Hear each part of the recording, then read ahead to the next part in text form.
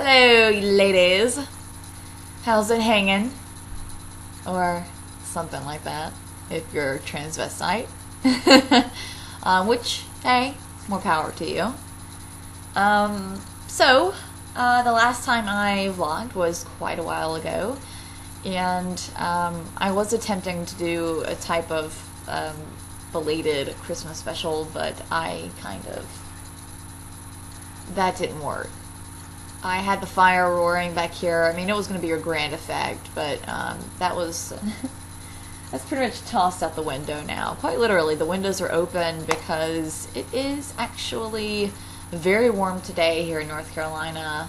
Unfortunately, it's going to be 70 degrees this weekend.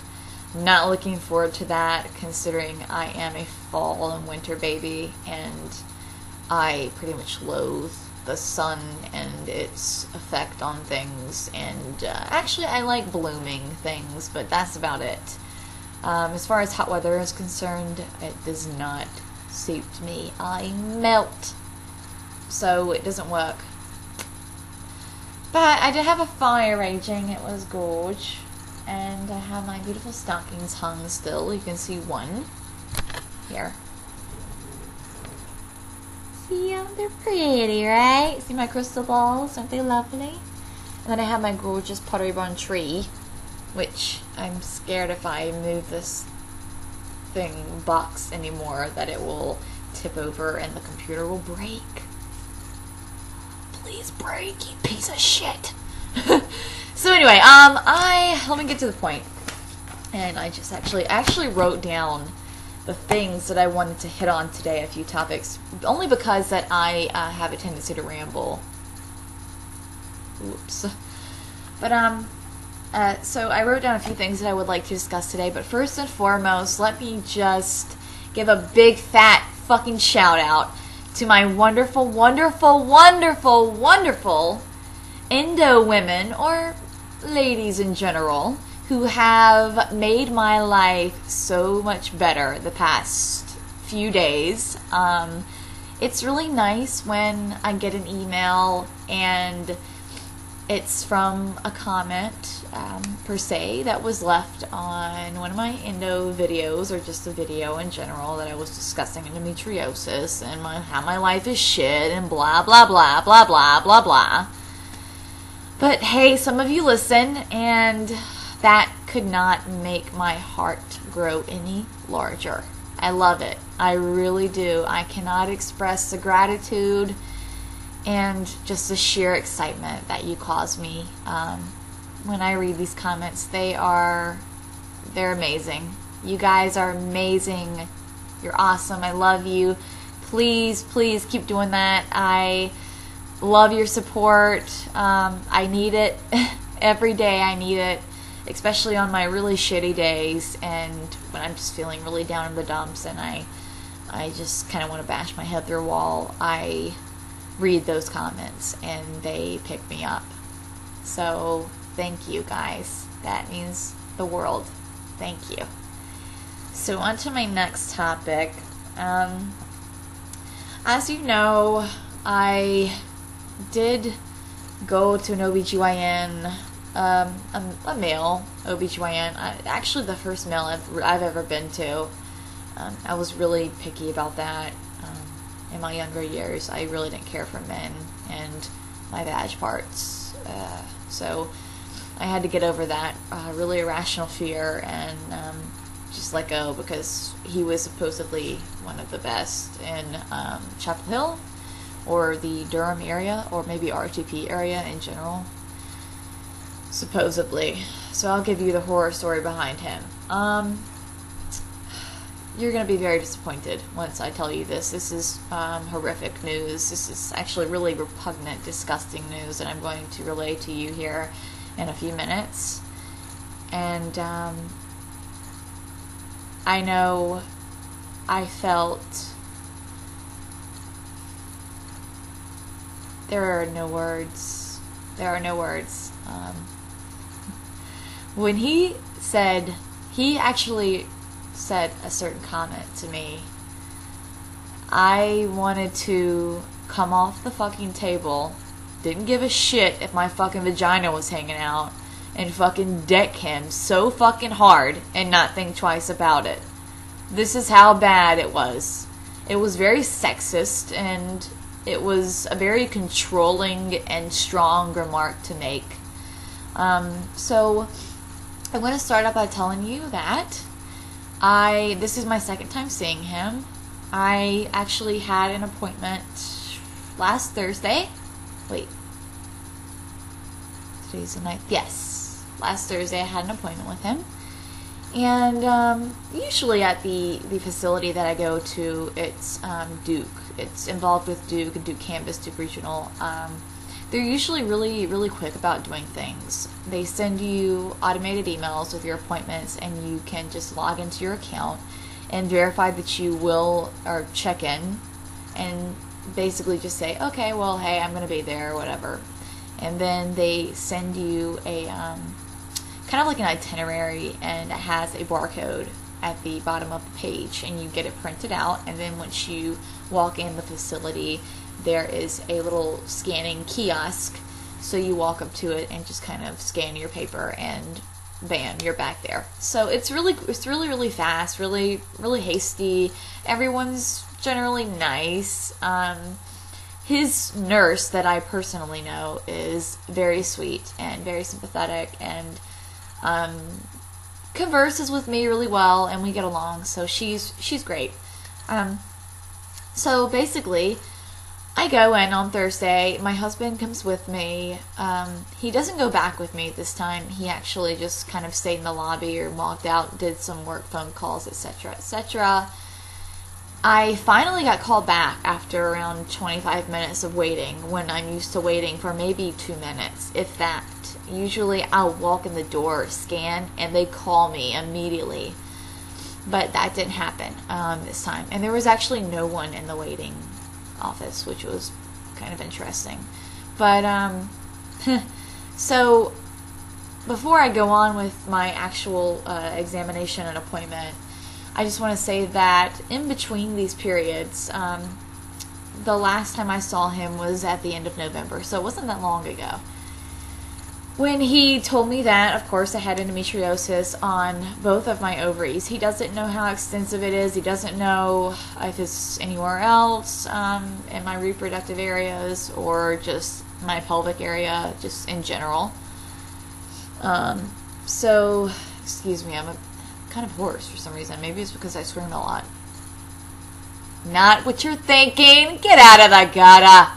So anyway, let me stay on task, because I have a really hard time doing that. And that's why I actually wrote down all of my information to relay to you today. But, so,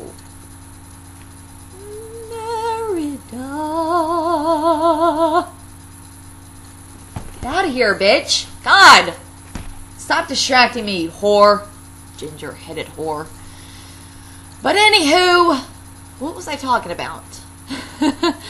My doctor. My shit fucking doctor. My white coat. Yes, okay. Let's see. So, yes, he told me I had endo. Yada, yada, yada. Yada, yada, yada. Wanted to put me on Lupron. Okay, here we go with Lupron. No. Fuck no. Absolutely fucking no, no. Fucking no, no. No. Just no. No. You know, I made it very clear to start with about the Lupron situation. I told him I wasn't comfortable with that. I would never, ever inject my body with that. I mean, think about it, people. Come on, what was Lupron intentionally supposed to be used for? Bitch! I'm making a video here? Get real. My dog's back here fucking yakking up goddamn fur balls because she fucking licks herself like a cat. It's ridiculous. Now she's fucking whining because she's pissed off because I'm yelling at her. So yeah, the Lupron. what was it intentionally supposed to be used for? Prostate cancer, correct? Correct. It obviously failed in attempts to help men with prostate cancer. So, let's think. Let's brainstorm on this.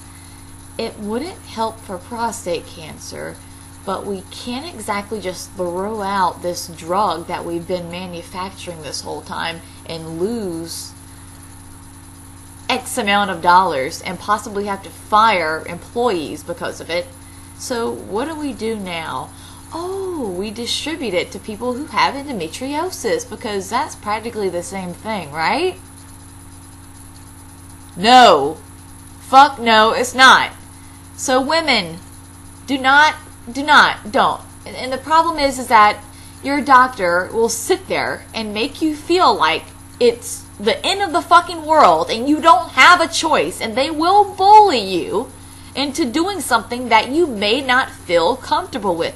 Do not be scared to stand up to your doctor. Do not. And if he does not listen to you, then move the fuck on. I know it hurts. I know it's hard, because we don't want to keep going from doctor to doctor to doctor to doctor to fucking doctor.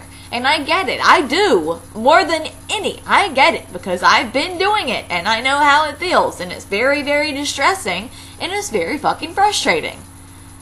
And for fuck's sakes, I mean, it makes you want to access a set of vocal cords you didn't know you had, because you just want to fucking scream. And it doesn't even sound like a feminine scream. It's like some fucking hulkish, maniacal scream that you don't even recognize. It's ridiculous.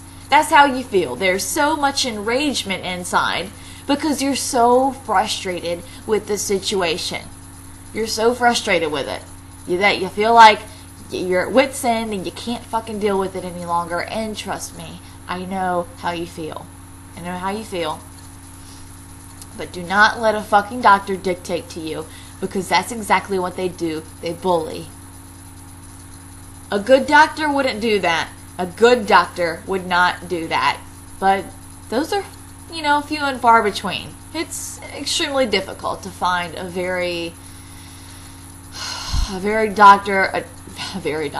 doctor that is willing to actually go to any extreme to help you. So, I have not found that. I have not. And this is rough. It's rough. It's very rough. The first time I saw him, I didn't feel like I had genuinely been heard, and I felt like he was looking at me while I was talking, but actually wasn't processing any information that I was actually saying to him. So he's one of those people that kind of sits there and he'll, sit here and, pretty much just like wag his foot back and forth and just kind of, and you're just like, okay, well, you're not fucking listening to me, so why am I wasting my fucking time with you? And you're, at the same time, you're trying to be nice, but they make it so difficult, because you really just want to start fucking going off. That's what you want to do, because with me, I'm a ticking time bomb. I have a severe mood disorder. I am extremely unpredictable. You never know what's going to come out of my mouth at any given time. I'm usually good about my filter. I know when to say things. I know when not to. But sometimes that can be tested, because I'm a very blunt person and I'm a very honest person. So when my honest or integrity is at stake, I don't like that, and I don't feel like myself. And that's when I get extremely angry, and I'll start seeing red, and I just have this anger that wells up inside of me until I will explode. And when I explode, all hell breaks loose, quite literally, and bad things happen, really bad things. So,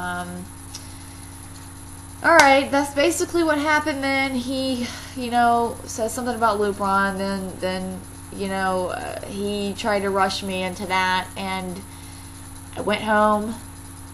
I didn't have to think about it. I do my research, kiddos. I knew what I was getting into, and I didn't want to get into it. And I called, and of course, I don't talk to him. I talk to his nurse that I haven't seen. Not the one that I actually see when I go in for my appointments, but one that just magically exists somewhere. I don't know where, but she's there, and she's apparently his head nurse, but I've never seen her, ever. Her name's starts with an M. I don't really want to disclose there. I'm gonna kind of leave them anonymous. But I've been contacting her because he wrote me my first prescription for Percocet. I stressed to him. I made it very clear. He knew what type of pain I am in. He could tell by my physical examination that there are some serious things going down below the belt, and he was actually extremely worried about that, supposedly. So who knows if he actually is or not, because he has like 1,000 fucking patients, and like he hardly ever remembers me. I have to always restate my name and what my problems are, and the typical cyclical things that you do at a doctor's office that don't care. But so called back, said no, said there's got to be something else. I want to try birth control. And so he puts me on Lavora birth control. And by put me on, I don't mean actually at that point in time put me on it. I put it off as long as I could. So I could determine if I wanted to indeed take this birth control. So I did a lot of research on that as well.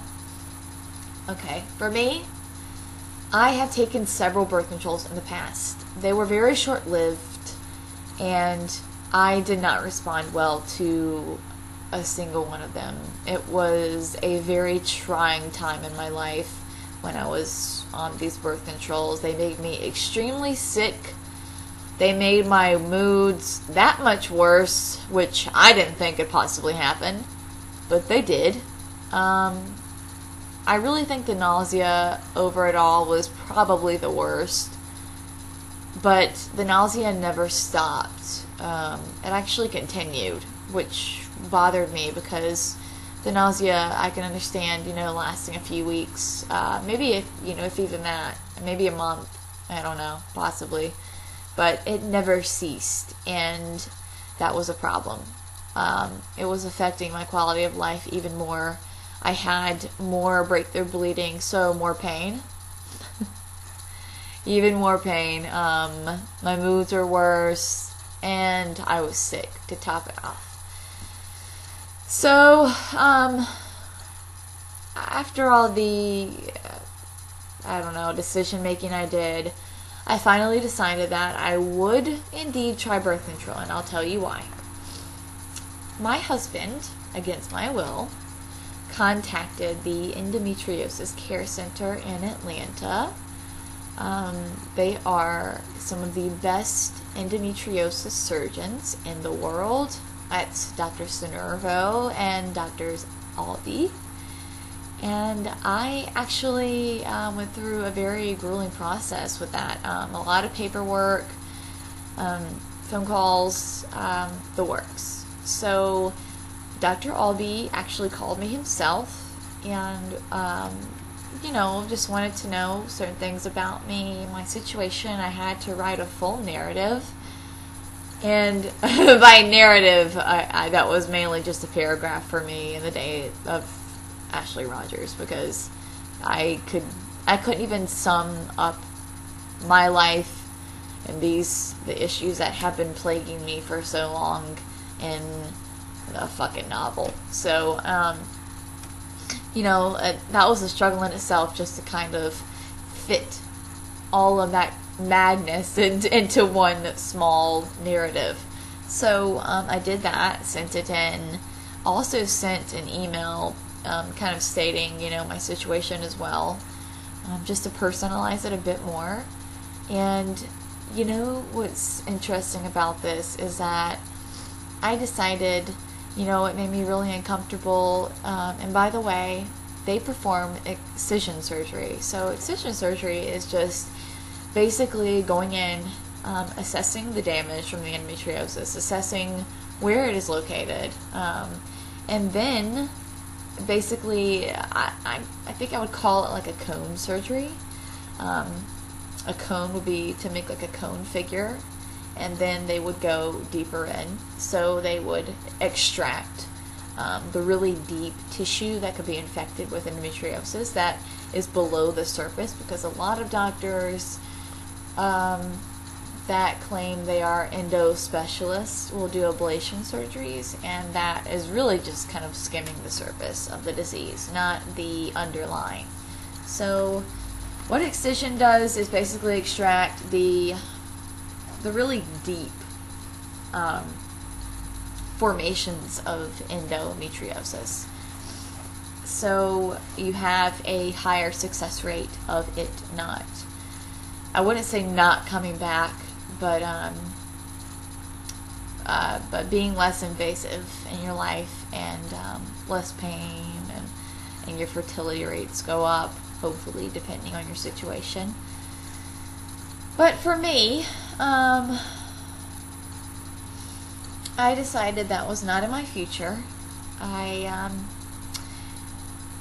just felt that I wasn't going to be satisfied until I tried every alternative possible, until I just had no other choice in the matter at all, and I have to resort to that method, and I want to prolong that as long as I can until I can figure out something more holistically suiting for me, you could say.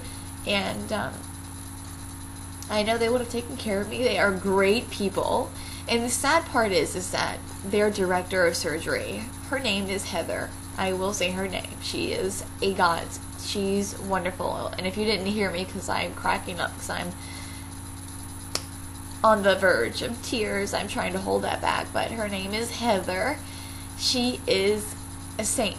She is wonderful, amazing individual, so wonderful.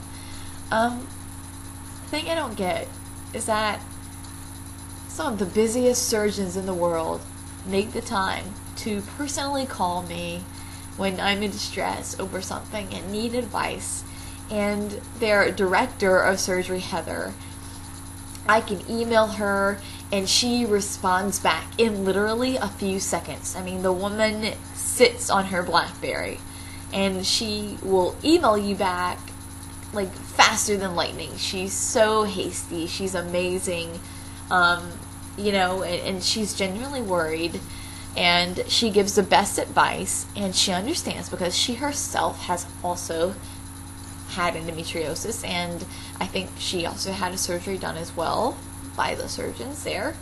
And hers turned out really successful, and I think their success rate is around 88.9%, I believe.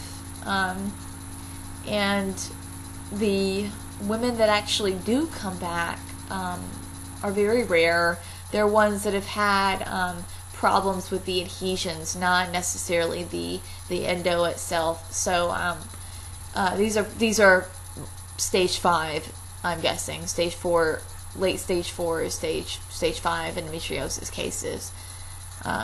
But majority of their clients have been pain-free and endo-free for a very long time, and it's pretty wonderful. But it is a very invasive surgery, very invasive. It could take up to a month to recover from the surgery, maybe longer, just depends on how you heal, your process of healing. But I turned it down for now. They have me on record. I wasn't ready. I'm just not mentally ready. I'm not physically ready. I have a lot to really figure out and to ponder and make sure that I'm doing the right thing. And so that's that. Alright, that's that. So I have another appointment with my OBGYN, the one I was just harping on about. And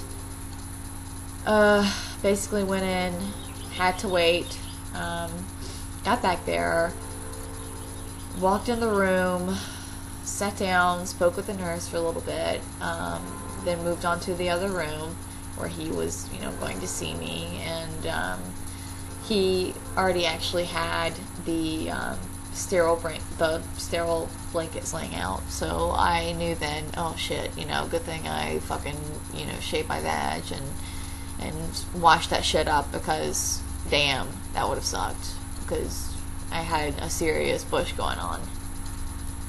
Yeah, it was rough. Like a goddamn fucking rainforest. It was ridiculous down there. I mean, I wouldn't touch myself. I couldn't even look at it. It was so disgusting. I really couldn't. So finally, I had motive to clean it.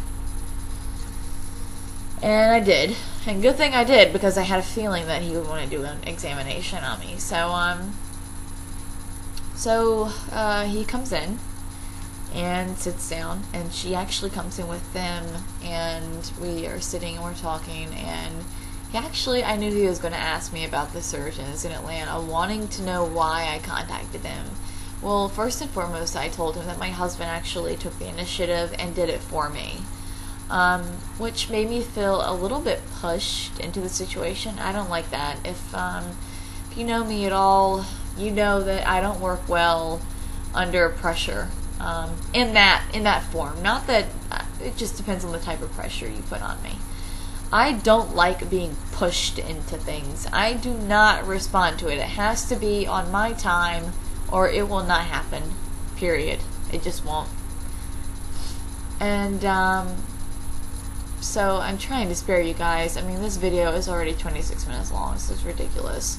But so we discussed the surgeons in Atlanta. I told him all about it, and I knew then I was going to be very blunt, because at this point I was very, very pissed off with him, very angry, very frustrated with his nurse, frustrated with him not wanting to help me. I mentioned to him that, if you're not going to help, then I want to go to a pain clinic. I want to do biofeedback. Again, I want to do biofeedback. I want to try acupuncture. I want to try, herbal medicines. I want to try a deep tissue massaging. I want to try all of the above. And I also have to be on my medication until the core problem is solved, which it will not be anytime in the near future. This is my life right now. This is what I deal with. If I didn't have my medication in the morning, any time of the day, I would not get the fuck out of my bed. I would sit there all fucking day, radiating pain from hips to quads to knees to fucking calves to fucking joints to my feet. Every fucking day. Pelvic spasms. Every fucking day. It never fails. I don't know how many times I have to explain this to this doctor, but it does not apparently pierce his thick skull. It doesn't. He doesn't want to hear it. He doesn't want to take it in. He doesn't want to heed what I'm saying. He makes a funny about it, and he walks out. Okay? The sad part is that, when I was telling him about the surgeons in Atlanta, I said, no offense to you, but I was very straightforward. I was very blunt about this. And that, if I'm going to have anyone ever operate on my body, because I've never had an operation, and I don't intend to. I'm sorry, but I don't. If you're going to open me up, I have to have a damn good reason. Damn good reason. And I just don't believe that the only way you can detect endometriosis truly is through a surgery. I just don't. I don't. We have entirely too many advanced technologies to still have to do this. I think it's ridiculous. So, we discussed that further. He does his best to avoid talking about why I'm there in the first place, which was to establish a plan of getting my meds properly without me having to call and wait 3 fucking days for him to write me a prescription. And with they're going all, like, there's all this, you know, back and forth with him and the nurse and whoever else. I have no idea. But it's a very complicated situation, and I'm tired of dealing with it. So I'm not any longer. But, you know, he didn't even bring up the pain clinic, which is what was relayed to him via the nurse, because apparently I can't actually speak to him on a phone, or he can't email me, or any of the like. So, that wasn't spoken of. It wasn't, it wasn't conversed at all. I was basically trying to spit out as much information as I possibly could, so I'm talking like this and trying to really get my emotions out there and really just tell him, like, how I'm feeling about it and what I think about it and how I'm in pain, and I'm in too much pain to do anything with my life to be productive. And he knows this, and when he did the examination again, he had a look on his face that was very, very alarming. And I thought then, oh fuck, what the hell now? You know, what now? The first mistake he made about the surgeons in Atlanta was excision surgery does not remove organs. That is not the point of excision surgery. It's not a fucking hysterectomy, okay? He went on to say, in his defense, that like we're all fucking idiots, okay? Like I'm just a fucking moron, and I don't read, and I'm not fucking smart, and I don't get it, or have common fucking sense. That those doctors would remove everything. That's the whole point. That's what we don't want. That's what he said. He had the fucking nerve to say that, first and foremost, okay? So I almost died after he said that. When he put his foot in his mouth, was actually when he told me, after he did the examination, he was extremely worried because he thinks I have an endometrioma on my left ovary, which is basically a cyst filled with endometriosis, kind of like a chocolate cyst, I guess, in the same kind of generality, and that I need to start focusing on a family plan. Like, all he talks about is a fucking family plan with me. I don't give a shit. I would rather be healthy than to fucking rush into getting pregnant and worry about my fertility. My fertility is the last thing on my mind right now. What's on my mind right now is me being healthy. Me being healthy enough to be able to get out of bed, to fucking be able to walk without hunching over or crawling to get food, to be able to feed myself. Firstly, to be able to feed myself, to be able to cook again, to be able to do the things that I used to fucking do, that I love, that made me fucking somewhat happy in my life, to finish fucking school, to do all of these things that I am so unfulfilled over, and I have this colossal void. And unfulfilled, I'm sorry, I get caught in the moment, but you get the fucking point. And so, after he says this, you know, he sees me have this worried look on my face, correct? And I, you know, kind of brought up the fact that, you know,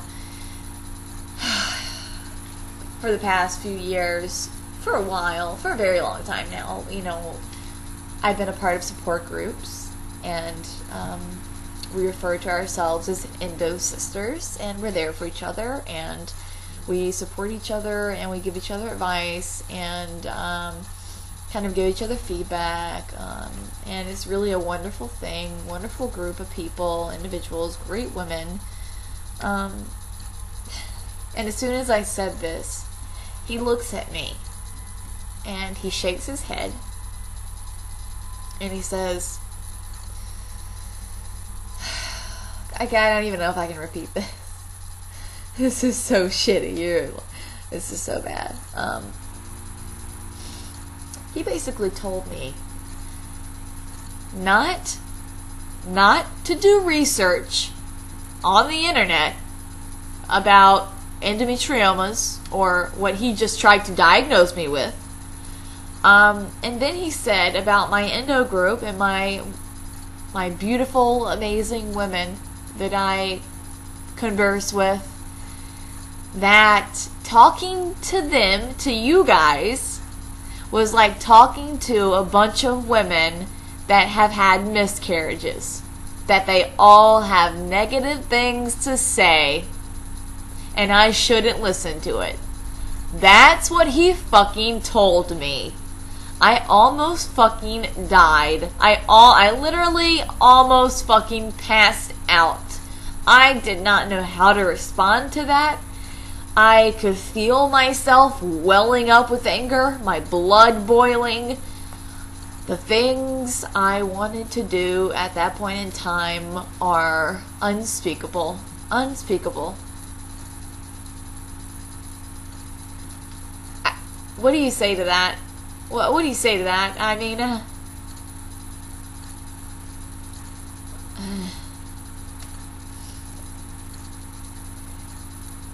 I would just love to know from you guys what you would do or what you would say if a doctor, an OBGYN, actually had the nerve and the backbone to say something so ignorant as a doctor to their patient. I'd really love to know. I'd love to hear your comments on that. Because let me tell you, at this point, I want to have nothing else to do with him. I really don't. But that leaves me with the uncertainty of finding another fucking doctor that I don't know. I'm not still familiar with this area. I, just moved to Chapel Hill a few months ago. This is just so defeating in so many ways. Because you guys are amazing. You are strong and smart, and I just can't imagine someone having the nerve to just say something so vile and so nescient. I really don't. It was completely out of character. Aside from that fact, that horrific fact, I think he's a money grubber. I think he wants to, again, after he says this, he throws around Lupron again, and he's going to hit me hard if the Lavora birth control doesn't work. So I'm supposed to be starting birth control. Watch the fuck out. As soon as I start bleeding, which will be any day now, and I'm scared shitless because I don't know how I'm going to react, and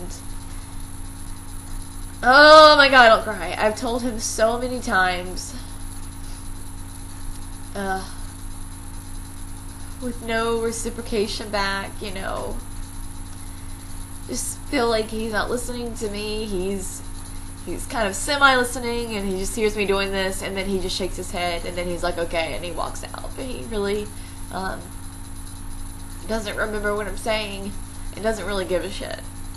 So I feel like he kind of gives every woman the same analysis. I really do. That's what I feel like. I feel like it's a rehearsed thing that he does with any woman that may potentially have endometriosis or does have endometriosis, because he really just wants to perform a surgery that pretty much will just allow you to come back for another one, and then another one, and then another one, and then so on and so on, and you get the point. I feel like he's one of those doctors that really just wants your money. So this is hard, but I am doing the fucking Labora because I do want to prove him wrong. That I'm gonna start it, and I made it very clear to him that I have a severe mood disorder. I have PMDD to its most severe extent, and I hear women say they have PMDD, and I just don't think they know. I do not think they know the extent of this type of mood disorder. I really don't think they get it. They don't fucking get it. A severe form of PMS is not PMDD, my friends. Sadly, I have documented evidence of me in these fits and episodes, and I can't bear to watch them because I don't know what to think of myself. It's scary. It's scary. I'm homicidal. I have to be isolated from people. I break I break everything in the house.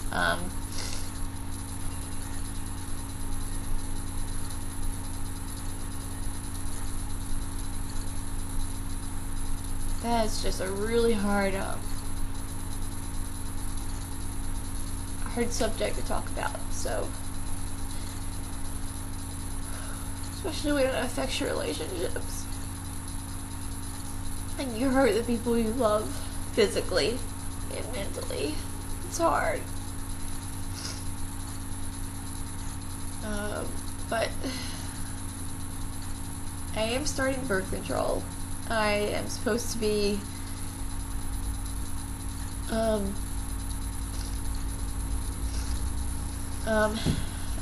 sorry, I lost my train of thought.